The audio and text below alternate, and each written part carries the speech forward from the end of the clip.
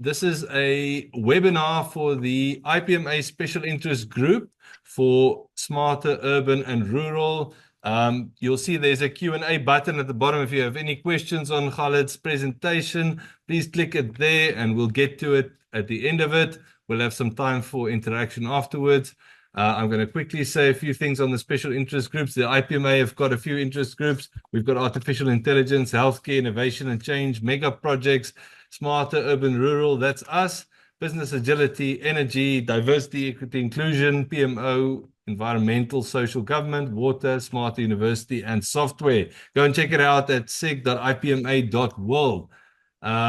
Today, I am pleased to present, and I'm very excited about this. I've got Khalid Abdulatif here from Red Sea Global. Khalid is a qualified strategic urban planner and designer with over 20 years experience in urban development and statutory planning across 10 cities in the Middle East and GCC, including Saudi, UAE, Qatar, Egypt, Oman, and Bahrain. He's currently serving as Senior Director for Urban Planning Department for Red Sea Global. Khalid integrates sustainable practices and innovative strategies to foster rural development and enhance community well-being. Khalid, I'm very pleased to introduce you. Today's topic is the Trilogy of Rural Developments, Reflections on Rural Development in Saudi Arabia. I'm very pleased to present my guest today, ladies and gentlemen, Khalid Abdulatif. Khalid, over to you. If you can share your screen and we'll Thank see you if very the video much. works. Yeah, for the time being, I think I will just limit it to the presentation. We'll let the video to another time. Okay, great. Thank you very much, Rob, and everyone for having me, and apologies for the security protocol that kind of delayed me to check in. I'm going to go directly to the topic. The Saudi, as a lot of us would know, used to be the desert that we hear about it everywhere. And then when His Royal Highness, the Crown Prince, start looking after the development, the guy behind the Vision 2030, things start changing into the giga projects, as we all see, such as the Neom, Red Sea, Qiddiya. However, there is always a part hidden in the development for the last many years, which is the rural part that no one talk about it unless you live here. And I picked this topic just to start shed some light on the agriculture, the rural side versus the urbanism that's happening across the kingdom. And we're gonna go briefly through what is beyond the dunes that we can see. Then I'm gonna limit the second chapter about across Saudi Arabia just to give you some look and feel of how green is actually Saudi. Then I'll be focusing on the post 2030. What are the plans that we're targeting with some real examples of how the public investment fund through some of the companies with a huge investment from private sector in enriching the rural development across the kingdom. So across all the years that we have it, Saudi Arabia has about 128 oases covering 20,000 square kilometer, more than 4,000 villages that we are expecting by 2030. It's going to contribute to more than 25% of the total GDP of the kingdom. The rural potential across the kingdom, historically, it was one of the main economics driver that drove the whole journey of establishing the kingdom, for running all the businesses. There are agriculture hubs in different areas and regions. The rural side was also considered historically as the centers of trade, whatever it was in the south or in the east, combined with the eastern province. In addition to the practices that were done across the kingdom for all the water management techniques. Over the 2000 years, there is a history of agriculture. Al-Hasa Oasis, where we're gonna get some light about it, with almost the oasis alone, as per the recent record, produce about 100,000 tons of dates, in addition to the all the industries that rely on such an agriculture piece of the region.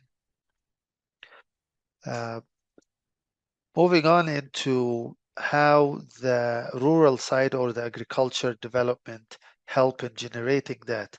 We're talking about approximately of 16 billion US dollar as a direct investment from all the agriculture developments within the region, and this is helping the kingdom in conducting the post, in actually applying real practices for post-oil paradigm. Another like to shed some reflection about the Green Saudi initiative. It's basically we're taking only one part of the rural, which is the green and planting and agriculture. There is already an ongoing plan to plant 10 billion trees across the kingdom. It's an ongoing, and it will meet the target by 2030.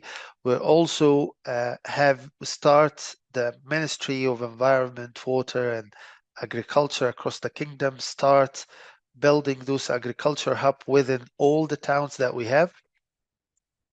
And as a broader impact for the rural development that's happening now, one of the recent studies that major impact that we're having for all the rural development, of course, for increasing biodiversity, improve the water retention. However, the challenges that we start facing about the initial investment cost, short-term disruption that we face, dependence on tourism, and that's why one of the examples we're going to share with you that even in the recent tourism destinations, we start thinking about having a rural development to back up the overall development. And if you go to across the kingdom, just to give you some snapshots about what we see in the kingdom as beyond the dunes, this is Al-Baha, one of the agriculture, I would call it agriculture, despite the urbanization that's happening across the governorate. Al-Baha itself has cover almost 2.5 billion totaling that we have for the government investment directly to Al-Baha for all the agriculture that's happening there. And some of the villages that we have, guys, do you hear me? Sorry, Rob.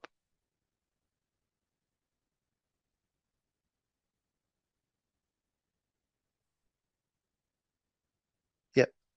And this is also part of the sites that we're having it in the in Al-Abid village, Al-Namas. These are all recent photos that were taken reflecting the existing agriculture spots, agriculture hubs that we have it across the country. And I wanted, as I mentioned, to focus for the sake of the time being, go directly to what is post 2030. So the future of rural development here would say that with all the increased direct and indirect investment from 30 billion, we're expecting it's going to reach to up to 100 billion US dollars, and it's going to agriculture, ecotourism, and renewable energy. So the rural development side, or the rural and the villages, the 4,000 plus village across the kingdom, the already current investment to make sure that it's not a pure agriculture, we back it up with the tourism and create different offerings that happen across different villages. And in terms of the plans that start investing on it now, and we will actually start harvesting the results for all the AI technology that we're having it here. Based on our research, global use of AI in agriculture projected to grow about 25% annually. And the full ecosystem of that AI will cover the full cycle that we have it in agriculture, rural development, from optimization for all the resources, climate data collection to help oral R&D, all the smart grids, smart water systems, precising farming. And that because of the current investments and the results we're hoping to achieve, there are several challenges that we would say that will be taken into consideration while we are enriching that journey to the rural prosperity. Some of it, as you see in the diagram, the skilled labor shortage, a major challenge, despite that there are some scientific universities, training centers to help in producing the qualified and the skilled labors. This would consider one of the major shortage. Also, in terms of the education, which also helped in filling the gap for anything related to the labor shortage. Access to finance, that's why the Public Investment Fund through different initiatives have invested, and we're going to look at it at the end of the presentation, started to invest heavily on the agriculture assets across Jazan, Kingdom of Saudi Arabia, in Eastern Province in Al-Ahsa, in Al-Baha, Ta'if, which would cover the rest of the region. In terms of building a resilient and sustainable rural ecosystem, some of the, as you can see in the diagram, four aspects would come from the rural development, from infrastructure, AI, and technology. This all will help eventually to grow the overall rural productivity to about 40%. Some of the key priorities now that we have for the rural development, in addition to the AI and technology, is the education and human capital, infrastructure and connectivity to make sure we have a complete supply chain for all the related factors that will feed in the rural development. And I believe it would make sense to shed some light on the some of what we should avoid in our journey in rural development, as sometimes community involvement will help us to make sure that all the local needs are met. Make sure that preserving the heritage that we have villages about like more than 1,000 years in the kingdom. We'll make sure that we're not neglecting our cultural preservation. Make sure that we are not over rely on the technology and start coming up with more innovative way to increase the productivity. And I would say that the future of rural development that will have these four aspects. We're going to be focused on ecotourism, renewable energy, and enriching the agriculture diversity and productivity. Technology will play a major role in AI driven without heavily relying on it. Sustainability will be across the way, across the road, to make sure that we're achieving the right quality of life for the people, as well as helping in diversifying our economy and the post-oil paradigm. And I would say one of the reasons I had to shortcut the overall presentation is to come to this for what we have been doing in the Red Sea. Red Sea is well known as the touristic destination. However, it's not purely tourism.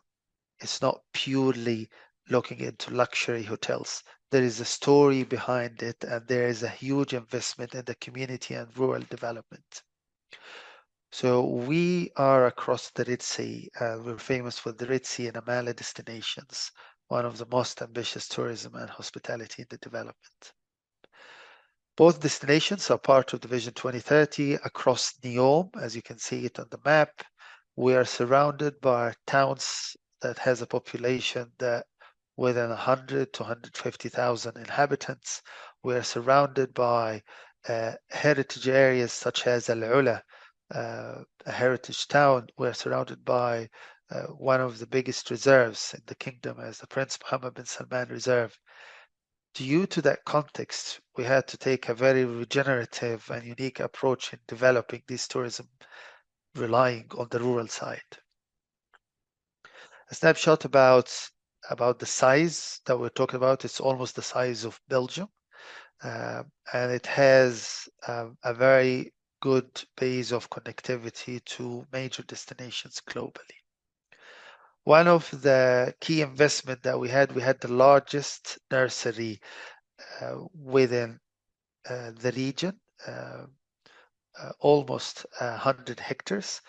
This is to serve our development, but at the same time, all the communities, the majority of the community and the residents around the project are working within the nursery. The nursery become the hub for, could be some foreign species, but at the same time localize it and enhance the green aspects of the rural development.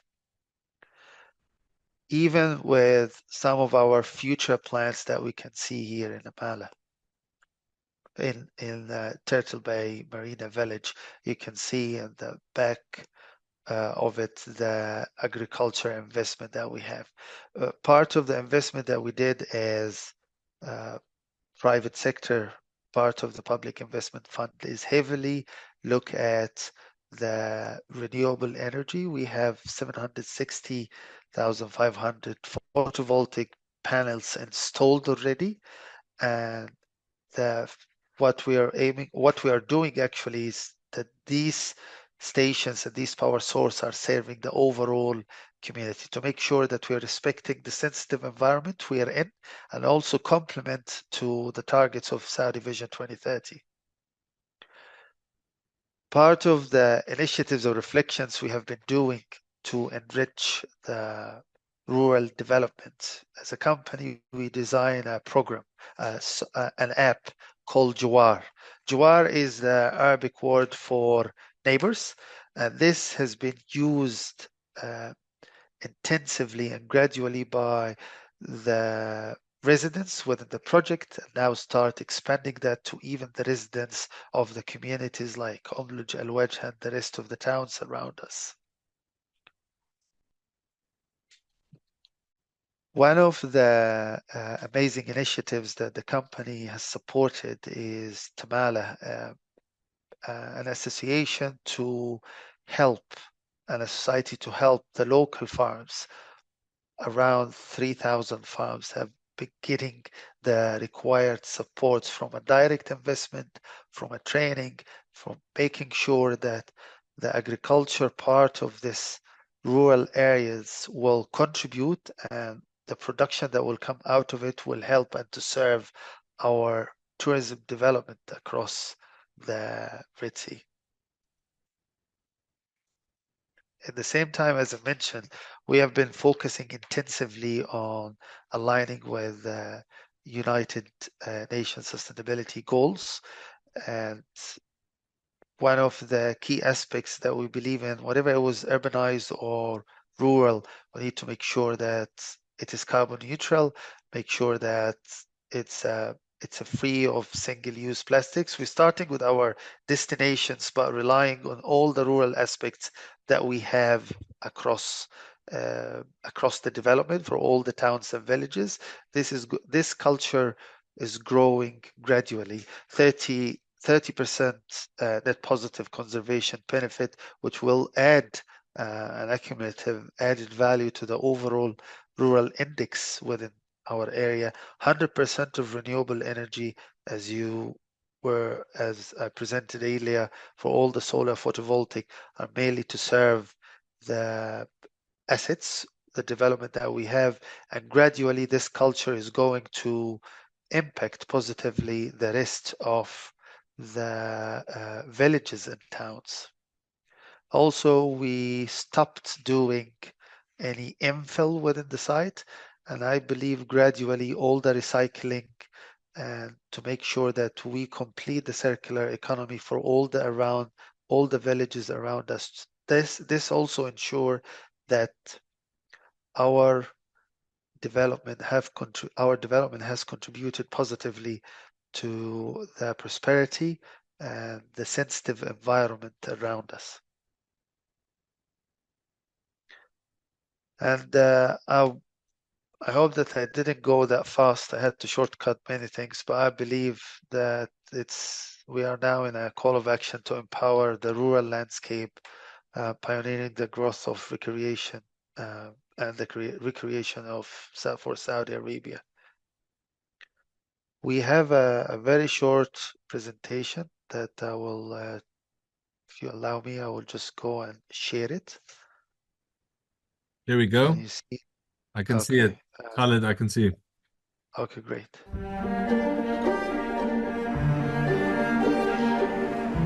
عيشتي في المزرعة أجمل شيء حصل لي في حياتي. Can you hear the audio? Yes, I can hear the Arabic. Okay, great. You can see the translation as well. Enjoy it, guys. Yeah. حياتي. الإنسان من الأرض وراح يرجع للأرض. ألمس الأرض، ألمس الشجر، شعور طيب، شعور حلو. وبديت 38 سنة طيار. تقاعدت عام 2023 واستقرت في المزرعة. الهاجس الخوف اللي دائما يواجه المزارع إنه هل أنا راح أبيع المنتج أو ما راح أبيعه. سمعت عن مشروع البحر الأحمر، فاللي حصل إنه كان من ضمن تفكير إن أنا أبغى أوصل المنتج اللي عندي لمشروع البحر الأحمر، لكن كان تفكيري تفكير ما هو مضبوط، لأنه قلت أنا عندي كميات قليلة جدا، إيش اللي يوصلني المشروع مثل هذا. تقريبا 4 شهور اتصل علي من تمالة، فقلت هذا اللي كنت أدور عليه، كنت أفكر فيه قبل 4 شهور. سبحان الله.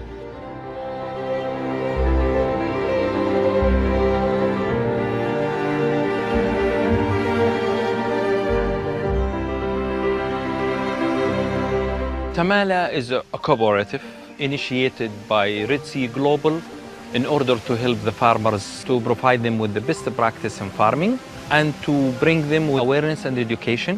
في عندهم مهندس بيجي يمر على المزارع وبيعطيهم النصائح، بيعطيهم ايش انواع المبيدات اللي يستخدموها. Tamala can provide machinery, warehouses, logistics, sales and marketing that cannot be afforded by a single farmer but can be shared among many farmers. اهتمام تمالة في إصغار المزارعين وتحسين العائد الاقتصادي لها يثبت من تواجد المزارعين، وبالتالي يثبت من الأمن الغذائي في المنطقة وفي الدولة بشكل عام. فعلا المزارعين الآن كان في عندهم إحباط، وكثير من المزارعين تركوا مزارعهم. شركة تمالة ما هي مقصرة، فبدأوا بعض المزارعين الآن بدأوا يرجعوا بعد وجود تمالة ووجود البحر الأحمر إنه يشتري المنتج من المزارع. تمالة تخدم الاستدامة من حيث أنها تستهدف البيئة وتستهدف المجتمع كلهم بنفس الطريقة. تحسن الأثر البيئي بتقليل الانبعاثات الكربونية، وبالأثر البيئي على المياه وعلى التربة، وأيضا تحسن العائد الاقتصادي وجودة الحياة للمزارعين اللي هم موجودين في المنطقة المحيطة بالمشروع. We have seen the enthusiasm from the farmers, benefit from the services that we are providing. المزارعين المستقبل راح يكون جميل ومبهج بالتعاون مع تمالة ومشروع البحر الأحمر، وهذا أي مزارع هو اللي يأمل فيه. الحياة حلوة.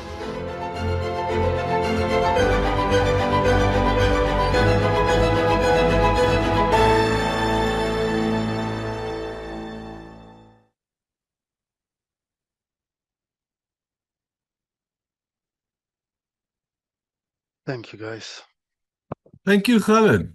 Thank you for the presentation, and thanks for speeding it up a bit. I think you've made up all the time we've lost in starting, but thank you for taking us through it. Fascinating fascinating plans, fascinating journey. I've got a couple of questions here. So I'm going to start off with Tariq. He is asking, how is the population involved in the change process? Is it a ruler vision or a population aimed change? How sustainable are those giant projects? So he's got a few questions. I'll read all of them and then you can answer each one. How sustainable are those giant projects in the kingdom? And where you will get the needed water for the tourism and agri projects? So first one was related to the public involvement in these initiatives. Okay, so thank you, Tariq.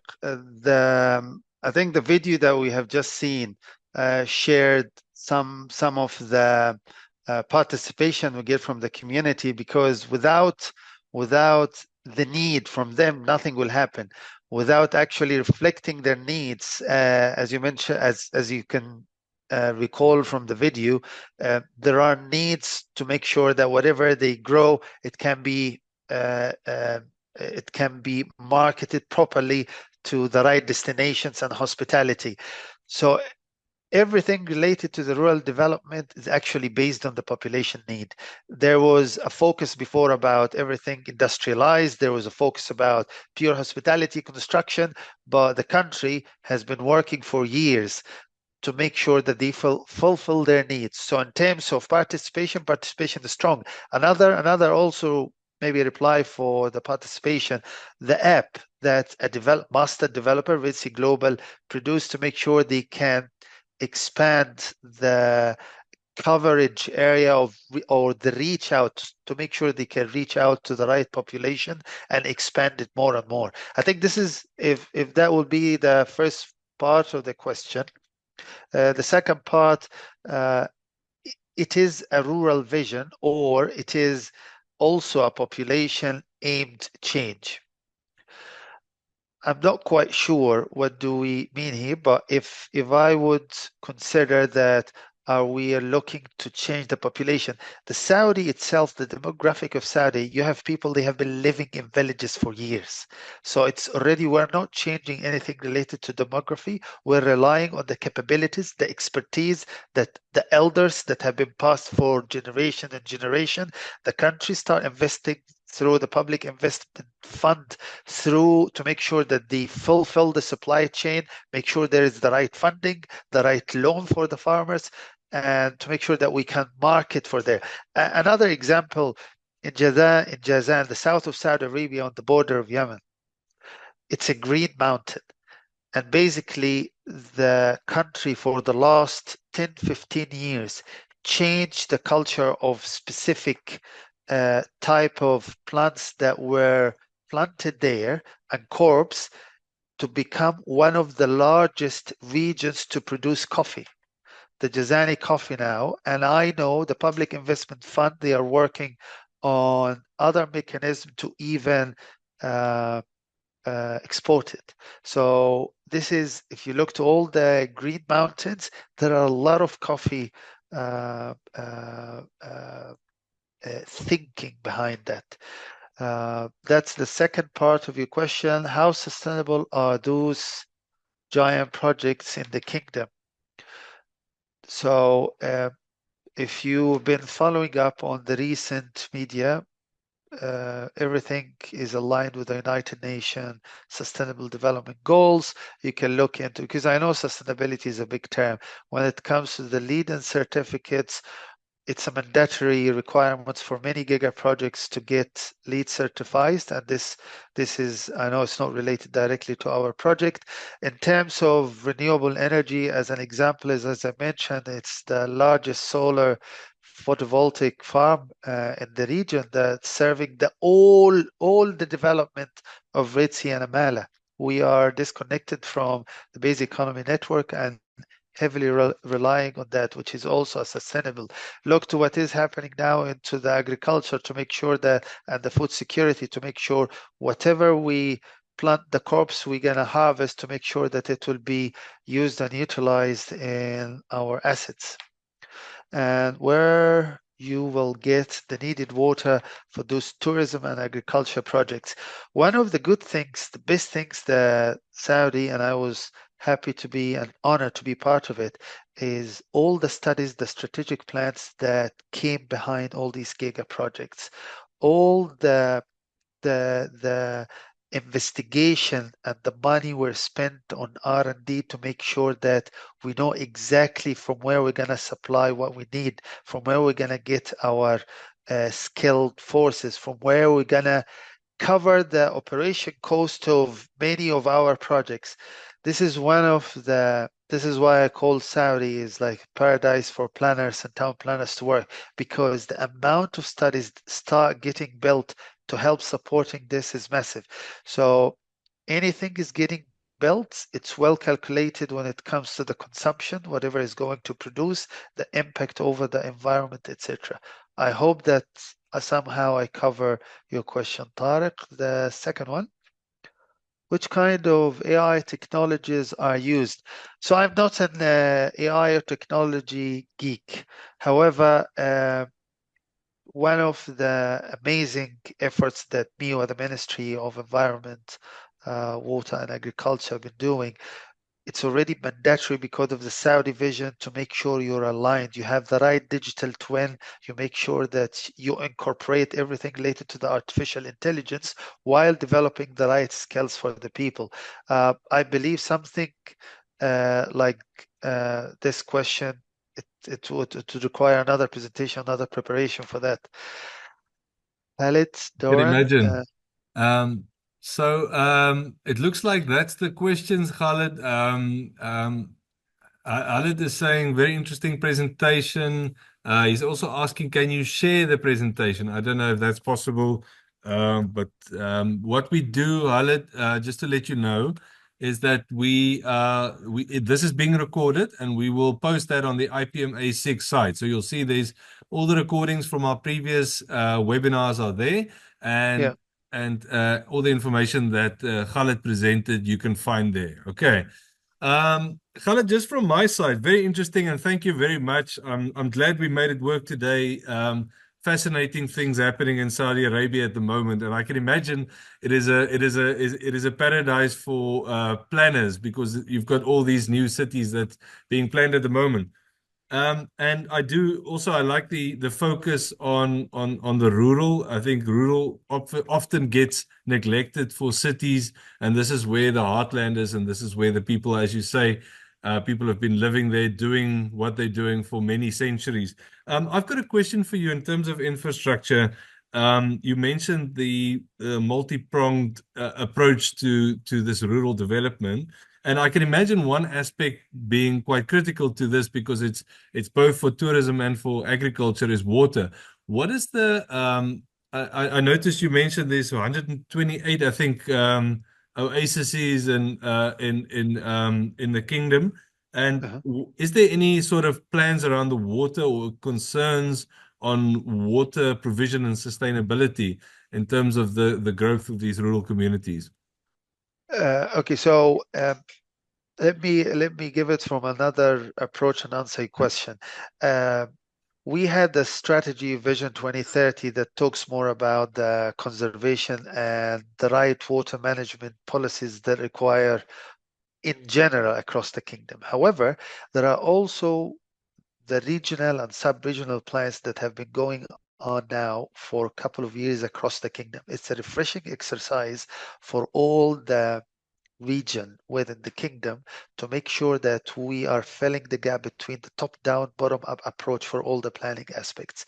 Within the top-down approach for all the strategy, there are sectorial plans and strategies. These sectorial plans and strategy cover industry, agriculture, water, sustainability across all.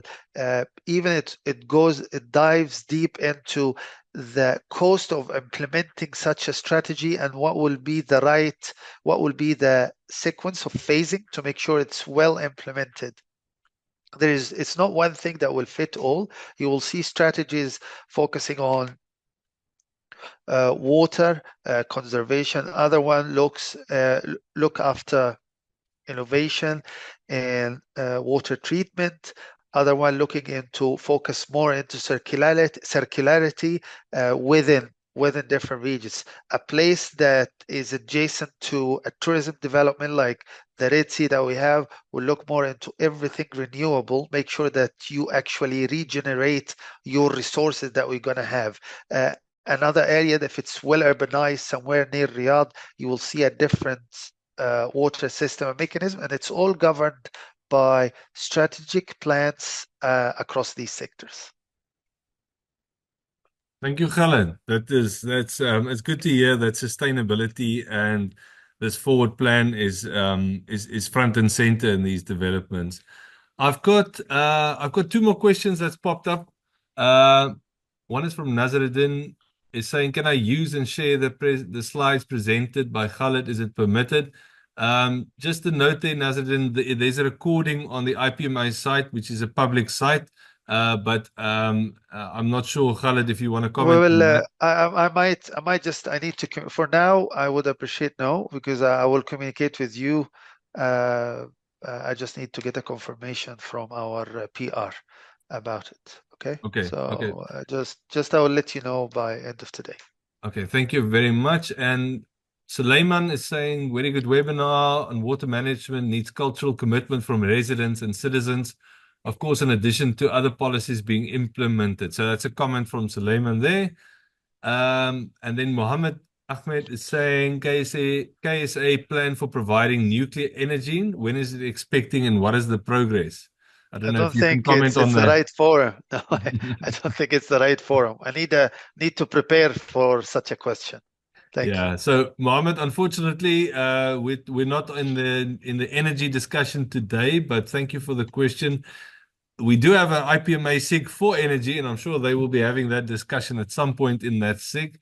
But thank you for your comment there. Just one more question from my side, Khaled. We are nearly out of time. I'm interested in this application that was developed. I think it's called the Jua app. Neighbor, right? And yes. And I'm interested in that from my own perspective. I'm with the city of Cape Town, and public engagement is front and center to what we do as well. Can you tell us a little bit more about the application and how you utilize it?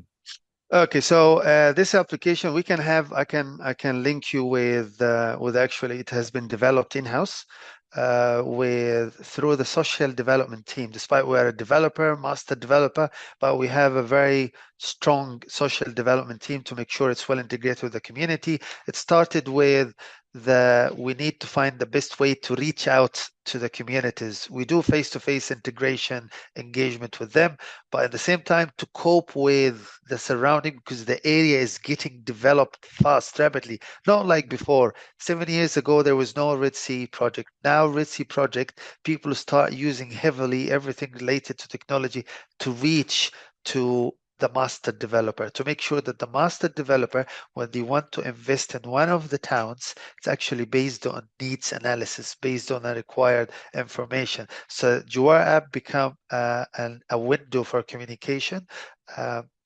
strong base, our platform for KPIs to understand what is going right, what might go wrong. Also, it starts going into more of an announcement where projects happen, and also the users start growing. I don't have the actual statistics now for the user, but as I mentioned, I can have a focused discussion with our social development team between you and them, where they can take you in details about the steps and the challenges you're doing. But I know they're key. It's an ongoing development for such an app and start having also an impact on communities. Are you in Jawar? Oh, actually go to Jawar so you can your voice can reach to the private sector, the master developer that we have.